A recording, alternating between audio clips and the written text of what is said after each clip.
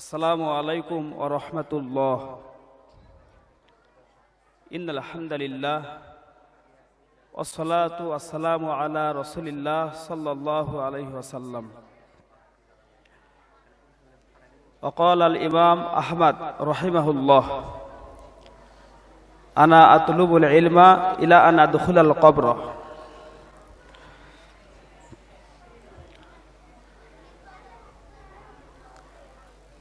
মাদ্রাসাতুল হাদিস আস-সালাফিয়া থেকে হেফজ ও দাওরে হাদিস সম্পূর্ণকারী এবং মদিনা ইসলামী বিশ্ববিদ্যালয় সৌদি আরবে পরিপূর্ণ স্কলারশিপ প্রাপ্ত শিক্ষার্থীদের সম্মাননা পাগড়ি, ক্রেস্ট এবং বার্ষিক পরীক্ষার ফলাফল প্রদান উপলক্ষে সংবর্ধনা ও শিক্ষা সমাপনী অনুষ্ঠান 2025-এর সম্মানিত সভাপতি, প্রধান অতিথি, বিশেষ অতিথি, সামনে প্রাণপ্রিয় ছাত্ররা, অভিভাবকবৃন্দ, পর্দার আড়ালে মা ও বোনেরা, প্রশংসা একমাত্র আল্লাহ তাআলার জন্য, যিনি আমাদেরকে সুস্থ রেখেছেন, নিরাপদে রেখেছেন। 2025 শিক্ষাবর্ষ সুন্দরভাবে শেষ করার একবারে বিদায়ী অনুষ্ঠানে আমাদের উপস্থিত করেছেন। সে আল্লাহ তাআলার শুকরিয়া, আলহামদুলিল্লাহ। দরুদ ও সালাম বর্ষিত হোক সমস্ত নবী এবং রাসূলগণের প্রতি, বিশেষ করে সর্বশেষ নবী এবং রাসূল, যার পর আর কোনো নবী বা রাসূল নেই। কিয়ামত পর্যন্ত যত নবী রাসূল আসবে, কিয়ামত পর্যন্ত যত মানুষ পৃথিবীতে আসবে, প্রতিটি মানুষ যেই রাসূলের আনুগত্য করতে বাধ্য, সেই রাসূলের প্রতি বর্ষিত হোক দরুদ ও সালাম সাল্লাল্লাহু আলাইহি ওয়াসাল্লাম।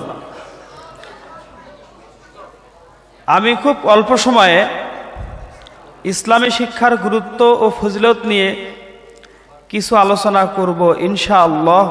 ওমা তাওফিকি ইল্লা বিল্লাহ। মাদ্রাসাতুল হাদিস আস-সালাফিয়া এমন একটি প্রতিষ্ঠান যেখানকার পেলে শ্রেণীর ছাত্র ঝরঝর করে হাদিস অনুবাদ সহ বলতে পারে। সেখানে এতগুলি ছাত্রের সামনে আরো উপস্থিত আছেন অনেক আলেম ওলামা। এতগুলি আলেমের সামনে কথা বলা আসলেই কঠিন। তবুও দু একটি কথা। শুরুতেই একটি আয়াতের অনুবাদ। আল্লাহ তাআলা বলেন, কুল হাল ইস্তাবিল্লাযীনা ইয়ালামুন ওয়াল্লাযীনা লা ইয়ালামুন। হে রাসূল সাল্লাল্লাহু আলাইহি ওয়াসাল্লাম, আপনি বলুন, যারা জানে আর যারা জানে না তারা কি সমান? অন্য আয়াতে আল্লাহ তাআলা বলেন, কুল হাল ইস্তাবিল আ'মা ওয়াল বাসীর। যারা চক্ষুষ্মান এবং যারা অন্ধ তারা কি সমান? আম হাল তাস্তাবি যুলুমাত ওয়ান নূর। আলো এবং অন্ধকার কি সমান? আলো এবং অন্ধকার যেমন সমান নয়, চক্ষুষ্মান এবং অন্ধ মানুষ যেমন সমান নয়, শিক্ষিত এবং মূর্খ মানুষ তেমনি সমান নয়। যেই জাতি যত শিক্ষিত সে জাতি তত উন্নত, যেই জাতি শিক্ষা থেকে যত দূরে তারা তত ব্যর্থ। ইমাম শাফি রাহিমাহুল্লাহ শিক্ষার গুরুত্ব দিতে গিয়ে একটা মন্তব্য করেছেন, মান আরাদাদ দুনিয়া ফালাইহি বিল ইলম। যে ব্যক্তি দুনিয়া চায় তাকে ইলম অর্জন করতে হবে। ওমান আরাদাল আখিরাহ ফালাইহি বিল ইলম। যে ব্যক্তি আখিরাত চায় তাকে ইলম অর্জন করতে হবে। যে দুনিয়া চায় তাকেও ইলম অর্জন করতে হবে, যে আখিরাত চায় তাকেও ইলম অর্জন করতে হবে। অর্থাৎ ইলম অর্জন করা ছাড়া কেউ দুনিয়াবী জীবনেও সফল হতে পারবে না, অনুরূপভাবে কেউ পরকালেও সফল হতে পারবে না। দুনিয়াতে সফল হতেও ইলমের প্রয়োজন, আখিরাতে সফল হতেও এলেমের প্রয়োজন। আর আমরা মুমিন মুসলিম হিসাবে উভয় জগতে সফল হতে চাই, সুতরাং ইলম আমাদের জন্য সবচেয়ে বেশি প্রয়োজন। এজন্যই তো আল্লাহ রাব্বুল আলামিন সর্বপ্রথম যে আয়াতটি নাজিল করেছেন তা হচ্ছে ইকরা বিসমি রাব্বিকাল্লাযী খলাক, পড়ো তোমার প্রভুর নামে যিনি সৃষ্টি করেছেন। নবী মুহাম্মদ সাল্লাল্লাহু আলাইহি ওয়াসাল্লাম বলেছেন, তলাবুল ইলমি ফারিজাতুন আলা কুল্লি মুসলিম, প্রতিটি মুসলমানের জন্য ইলম অর্জন করা ফরজ। কিন্তু দুঃখজনক কথা হলো আজকের মানুষ, বিশেষ করে বর্তমান জামানার মুসলমানরা ইসলামী জ্ঞান থেকে অনেক দূরে আছে, অথচ এই ইলম উঠে যাওয়া এটা কিয়ামতের আলামত। ইলম উঠে যাবে, মূর্খতা বৃদ্ধি পাবে, এর মানে হলো কিয়ামত হবে।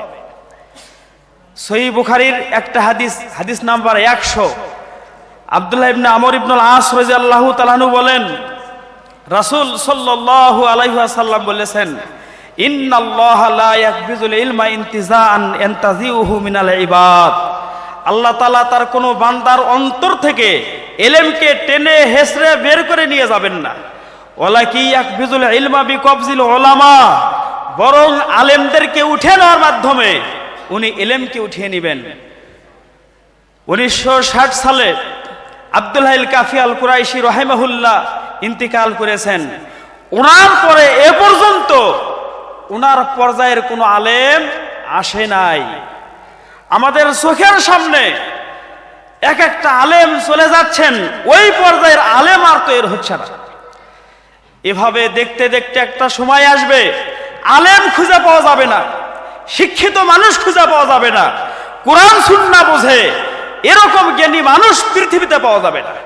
ইত্তাখাযান নাসু রুয়াসান জুহালা, মানুষের নেতা প্রয়োজন, শাসক প্রয়োজন। তখন একটা মূর্খ মানুষকে নেতা বানানো হবে। মানুষ বিভিন্ন সমস্যায় ওই নেতার কাছে আসবে, ওই মূর্খ নেতাকে জিজ্ঞাসা করবে। মূর্খ নেতা সে তো হাদিস বোঝে না, কোরআন বোঝে না, সে নিজের মন মতো একটা ভুল ফতোয়া দিয়ে নিজেও পথভ্রষ্ট হবে, এ জাতিকেও পথভ্রষ্ট করবে। মূর্খ জাহেল যখন নেতা হবে তখন কিভাবে সে পথভ্রষ্ট হবে এবং কিভাবে জাতি পথভ্রষ্ট হবে, এটুকু বোঝানোর জন্য আমি দুটি হাদিসের অনুবাদ সংক্ষেপে বলবো। একটা হলো আবু দাউদের হাদিস, জাবের রাদিয়াল্লাহু তাআলা আনহু বলেন, হাদিসটি আমাদের পরিচিত হাদিস। জাবের রাদিয়াল্লাহু তাআলা আনহু বলেন, একদিন আমরা সফরে ছিলাম, অনেকেই ছিলাম, হঠাৎ ফাসাবা রাজুলাম মিন্না হাজার, আমাদের এক সঙ্গীর মাথায় পাথরের আঘাত লাগলো। আঘাত লেগে মাথা চৌচির হয়ে গেল, খুব আঘাত লাগলো। ফাহতালাম, ওই লোকটার আবার স্বপ্নদোষ হলো, স্বপ্নদোষ হয়েছে, গোসল করতে হবে। সঙ্গী সাথীকে লোকটা জিজ্ঞাসা করছেন, তোমরা কি আমার জন্য তায়াম্মুম করার কোনো অনুমতি পাও? আমি কি তায়াম্মুম করলে পবিত্র হব? তখন সঙ্গী সাথী সবাই বলছেন, তুমি তো গোসল করতে সক্ষম, তুমি কেন তায়াম্মুম করবে? এই লোকটা পবিত্র হওয়ার জন্য গোসল করেছে, মাথা তার চৌচির হয়েছে, গোসলের পানি যাওয়ার কারণে লোকটা মারা গিয়েছে। পরবর্তীতে সফর থেকে যখন তারা ফিরে আসলেন, রাসূল সাল্লাল্লাহু আলাইহি সাল্লামকে এই ঘটনাটি বললেন। রাসূল সাল্লাল্লাহু আলাইহি সাল্লাম খুব কষ্ট পেলেন। এক পর্যায়ে বললেন, ক্বাতালুহু ক্বাতালাহুমুল্লাহ, এরা ওই লোকটাকে হত্যা করেছে, আল্লাহ তাদেরকে ধ্বংস করুন। হাদিসটি অনেক বড়। আমি এখান থেকে বুঝাতে চাচ্ছি, ভুল ফতোয়ার কারণে একটা মানুষের জীবন চলে গেল। আরেকটি হাদিস শুনুন, সহিহ বুখারীর সবার পরিচিত একটি হাদিস। আবু সাঈদ খুদরি রাদিয়াল্লাহু তাআলা আনহু বলেন, একটা বনী ইসরাইলের একটা লোক 99টি মানুষকে হত্যা করেছে। সবার পরিচিত হাদিস। 99টি মানুষকে হত্যা করার পর ওই লোকটা ভাবলো, আমি এত অপরাধ করলাম, এখন যদি মারা যাই আমার পরকালে কি হবে?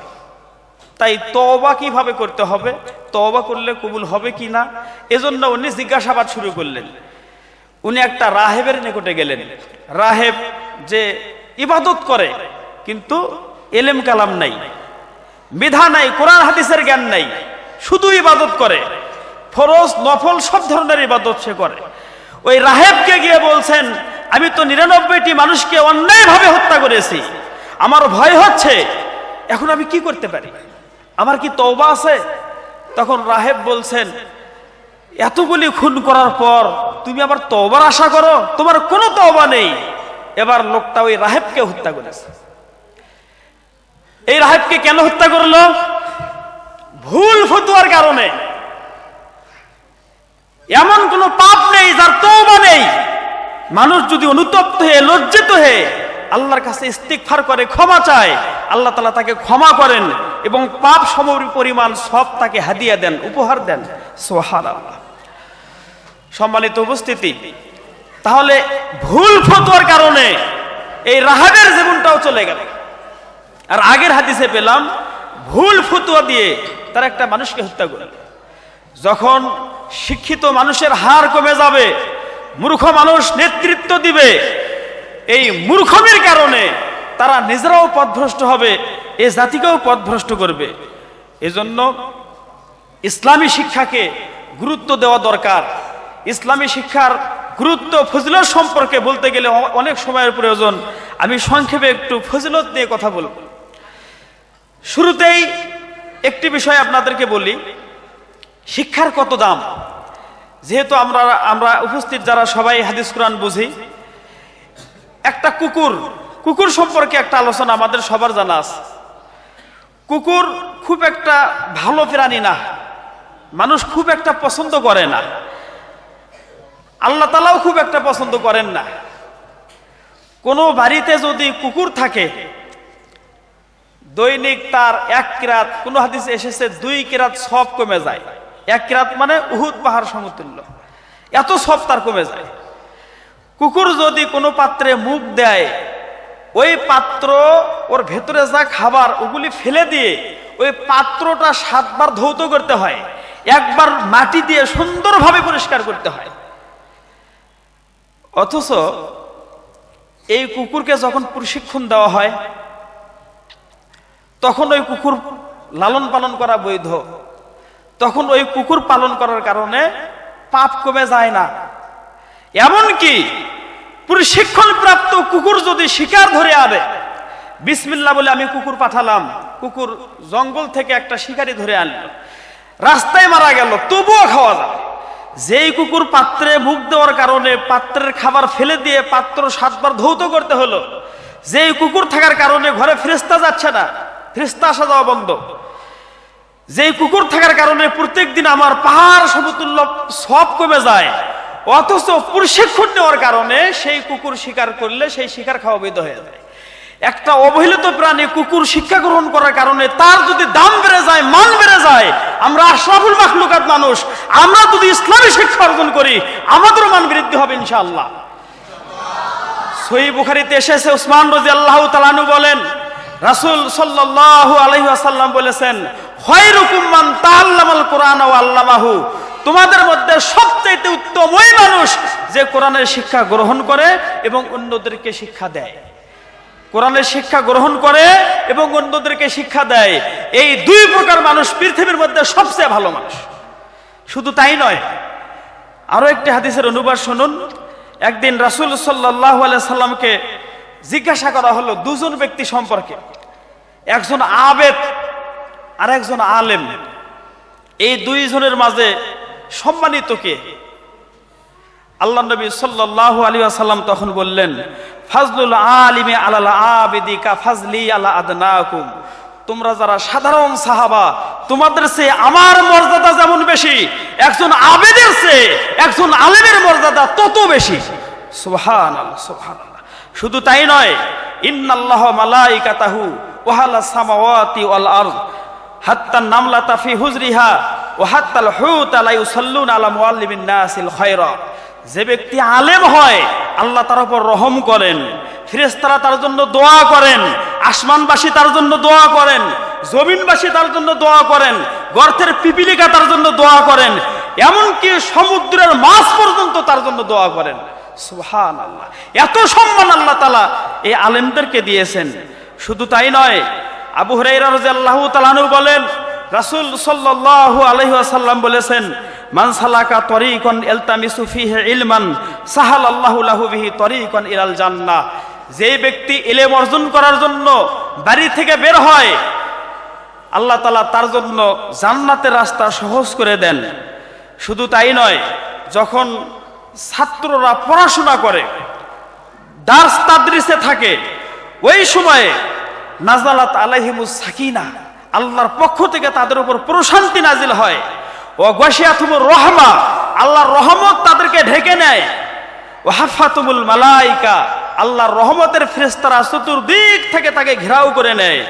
ও যাকারাহুমুল্লাহু ফি মান ইনদাহ, এবং আল্লাহ তাআলার নিকটে যেই সম্মানিত ফেরেশতারা থাকেন, আল্লাহ তাআলা তাদের সাথে গর্ব করে বলেন, দেখো আমার বান্দারা আমার দ্বীন চর্চা করছে, কোরআন হাদিস চর্চা করছে। এইভাবে আল্লাহ তাআলা এই তলিবুল ইলমদের প্রশংসা করতে থাকেন। সম্মানিত উপস্থিতি, আনাস রাদিয়াল্লাহু তাআলা আনহু বলেন, রাসূল সাল্লাল্লাহু আলাইহি ওয়াসাল্লাম বলেছেন, মান খরাজা ফি তলাবিল ইলমি ফাহুয়া ফি সাবিলিল্লাহ হাত্তা ইয়ারজিয়া। কেউ যখন ইলম অর্জন করার জন্য বাড়ি থেকে বের হয়ে যায়, যতক্ষণ বাড়িতে না আসে সেজন্য আল্লাহর রাস্তায় রয়েছে। সুবহানাল্লাহ, সুবহানাল্লাহ। শুধু তাই নয়, আল্লাহ রাব্বুল আলামিন বলেছেন, ওয়ামা ইউতাল হিকমাতা ফাকাত উতিয়া খায়রান কাসীরা। যাকে কোরআন হাদিসের ইলম দেওয়া হয়, আল্লাহ শুধু খায়রান বললেই হতো, কিন্তু আল্লাহ তাআলা বলেছেন খায়রান কাসীরা, তাকে অনেক অনেক অনেক কল্যাণ দেওয়া হয়। ইলম অর্জনের ফজিলত সম্পর্কে আরেকটি হাদিস, আল্লাহর নবী সাল্লাল্লাহু আলাইহি ওয়াসাল্লাম বলেছেন, ইন্নাল উলামা ওয়ারাসাতুল আম্বিয়া। যারা আলেম, কোরআন সুন্নাহ চর্চা করে, তারা হচ্ছে নবীদের ওয়ারিস। সুবহানাল্লাহ। সরাসরি নবী রাসূল যারা, তাদের ওয়ারিস হচ্ছেন এই আলেমরা, এই ছাত্ররা। তোমরাই তাদের ওয়ারিস, নবীদের ওয়ারিস। এত সম্মান আল্লাহ তাআলা আমাদেরকে দিয়েছেন। আমি পরিশেষে আরেকটি কথা বলবো, এই যে ইলম অর্জনের গুরুত্ব ফজিলত সম্পর্কে যেটুকু শুনলাম, এরকম আরো অসংখ্য আয়াত এবং হাদিস রয়েছে। এই আয়াত এবং হাদিসগুলির দিকে লক্ষ্য করে ইমাম আহমদ বিন হাম্বল রাহিমাহুল্লাহ 10 লক্ষ হাদিসের হাফেজ, এত বড় পণ্ডিত, সেই মহান পণ্ডিত উনি একটা মন্তব্য করেছেন, আনা আতলুবুল ইলমা ইলা আন আদখুলাল কবরা। আমি কবরে যাওয়ার আগ পর্যন্ত ইলম চর্চা করতেই থাকবো, জ্ঞান অর্জন করতেই থাকবো। তাহলে 10 লক্ষ হাদিসের হাফেজ, অথচ উনি বলেছেন আমি মৃত্যুর আগ পর্যন্ত, কবরে যাওয়ার আগ পর্যন্ত ইলম অর্জন করতেই থাকবো, করতেই থাকবো। সুতরাং আজকে যারা দাওরায়ে হাদিস শেষ করে চলে যাচ্ছ, তোমরা যেন মনে করো না আমাদের পড়াশোনা শেষ। আমরা বুখারী বললাম, মুসলিম পড়লাম, আবু দাউদ, তিরমিজি, নাসাই, ইবনে মাজাহ, কত হাদিস তাফসীর বললাম, আমরা অনেক বড় পণ্ডিত, তা কিন্তু নয়। 10 লক্ষ হাদিসের হাফেজ যদি বলতে পারে মৃত্যুর আগ পর্যন্ত আমার ইলম অর্জন করা প্রয়োজন, তাহলে তোমাদেরও ইলম অর্জন করা প্রয়োজন। যতদিন বেঁচে আসো তোমরা এই চর্চা ধরে রাখবে। আমি তো মনে করি তোমাদের পড়া শেষ না, তোমাদের পড়া শুরু। তোমরা কেবল পড়া শিখলে। কিভাবে একটা আরবি বই পড়তে হয় যে সে মানুষ জানে না। তোমরা নাহু সরফ পড়েছো, গ্রামার পড়েছো, অনেক আরবি কিতাব পড়েছো, তাফসির দেখে দেখে পড়তে পারো, হাদিস দেখে দেখে পড়তে পারো, যে কোনো আরবি বই তোমরা দেখে দেখে পড়াশোনা করতে পারো। সুতরাং তোমাদের বাকি জীবন তোমরা এই ওহীর ইলম চর্চা করবে। অসংখ্য কিতাব রয়েছে, এই কিতাবগুলি তোমরা চর্চা করবে, নিজেরা আমল করবে এবং সারা পৃথিবীতে ছড়িয়ে দিবে। তোমরাই পৃথিবীর শ্রেষ্ঠ জাতি, তোমরাই পৃথিবীর শ্রেষ্ঠ সন্তান ইনশাআল্লাহ।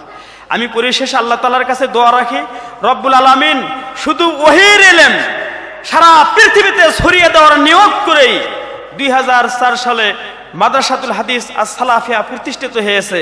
হে আল্লাহ, তুমি এই প্রতিষ্ঠানকে কবুল করে নাও, আল্লাহুম্মা আমিন।